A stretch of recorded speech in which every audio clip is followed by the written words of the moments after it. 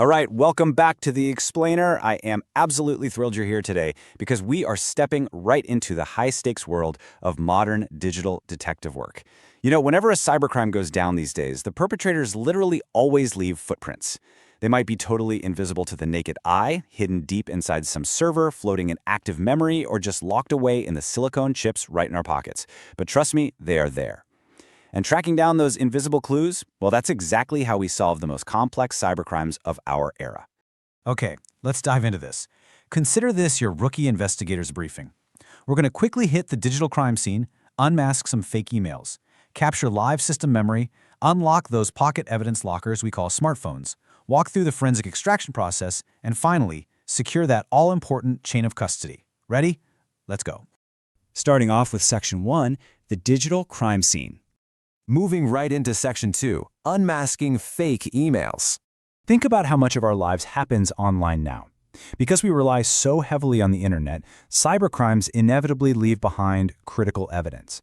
But you can't just grab it. You need highly specialized methods to uncover it. So when a cyber threat lands in an inbox, the real pros don't just read the message body. No, the true key is hidden in the technical details inside the email header. You can kind of think of the header as the digital return address and the postmark, all rolled into one. It holds all this crucial info that everyday users literally never see, revealing the exact routing path, the mail servers, timestamps, and the actual IP addresses used to send the message. So let me ask you, did that urgent message asking for a massive wire transfer really come from your boss, or did someone just slap their name on it, right? That is exactly the puzzle investigators use header analysis to figure out. Now, what's really interesting about this slide is how spoofing actually works in the wild. Attackers actively manipulate those exact email headers we were just talking about, disguising the email so it looks like it came from a totally trusted source. You look at it, you think, oh, my boss sent this, and you comply. Boom. And because of this manipulation, you get both fake and real IP addresses tangled up together in the header data. It creates this incredibly complex, messy maze for investigators to navigate. And let me tell you, the hurdles here are massive. Criminals don't just sit around. They actively try to scrub their digital footprints before the trail goes cold. They'll use temporary burner accounts that just vanish. They spoof headers to create maximum confusion, and they even bounce messages through anonymous re-emailing services to completely strip out their identities. It is essentially a high-stakes digital game of cat and mouse. Which brings us to Section 3, capturing live system memory. Okay, so if email forensics is about tracking the mail, memory forensics is, well, it's like trying to catch a ghost before the power goes out. We're talking about RAM, random access memory. Unlike your standard static hard drives, RAM forensics captures a live snapshot, a memory dump of the computer's exact state at that specific split second. But here's the catch. If that computer loses power, the RAM is completely wiped clean and the ghost vanishes. And this brilliantly illustrates exactly why we go through all that trouble. Look at what a memory dump actually reveals. You get active executable files, open ports, logged-in users, and active network connections. But most importantly, it catches advanced malware that lives entirely in the RAM, stuff that never even touches the physical hard drive. Without memory forensics, investigators would literally never know the hackers were even there. Next up, Section 4. Smartphones are pocket evidence lockers.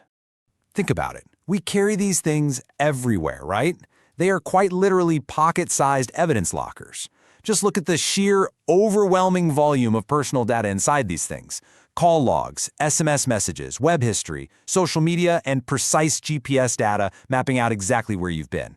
Because of this, extracting this data is now an absolute must in pretty much any digital investigation. So, the crucial point is, there's a huge catch. Digital evidence on a mobile phone is incredibly fragile. One wrong swipe by a user, or one remote signal sent by an accomplice, can permanently destroy every single piece of data we just talked about.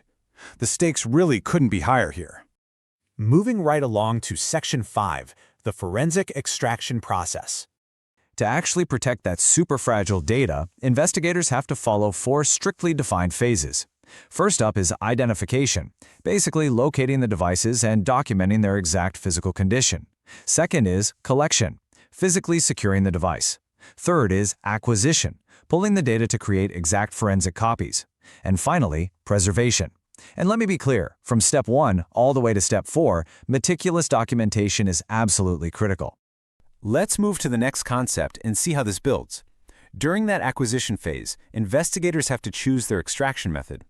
Now, a logical extraction is kind of surface level. It just collects the files and messages you can actively see on the screen. But a physical extraction, now that is a deep dive. It creates a complete bit-by-bit copy of the entire storage drive.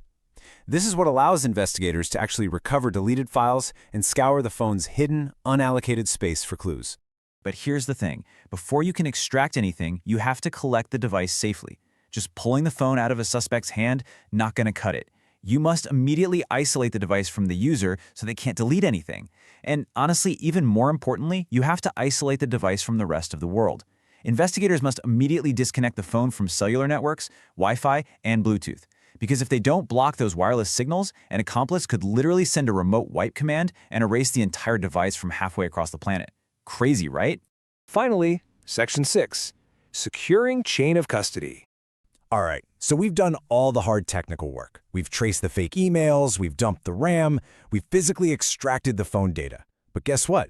Finding the evidence is utterly useless if a defense attorney can argue it was mishandled along the way. That is exactly why the chain of custody is paramount.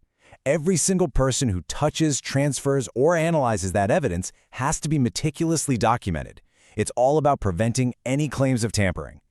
So, you might be wondering, how do you actually prove a digital file hasn't been secretly altered? Well, you use hashing algorithms. Investigators run the extracted data through a complex algorithm to generate a hash value. Think of it as a unique mathematical fingerprint. If even a single byte of data gets altered between the crime scene and the courtroom, that digital fingerprint drastically changes, exposing the tampering immediately. It's practically foolproof. And finally, the culmination of all this forensic work relies heavily on expert testimony. The investigator has to get up on the stand and translate everything we've just talked about into plain, everyday English. They absolutely must understand the complex technical concepts, but they also have to avoid all that excessive jargon. Their main job is to tell a clear, highly understandable story about the data to a judge and jury who, let's face it, probably have zero technical background. And that brings us to the end of our explainer. But before we wrap up, I want to leave you with this final thought. Your devices are constantly recording your life. They hold your emails, your temporary memory, your exact GPS locations. So if you were ever involved in an incident, what story would your digital footprint tell? The clues are all there, entirely invisible, just waiting for the right digital detective to come along and find them. Thanks so much for joining me on this deep dive, and I highly encourage you to keep exploring the fascinating world of digital forensics.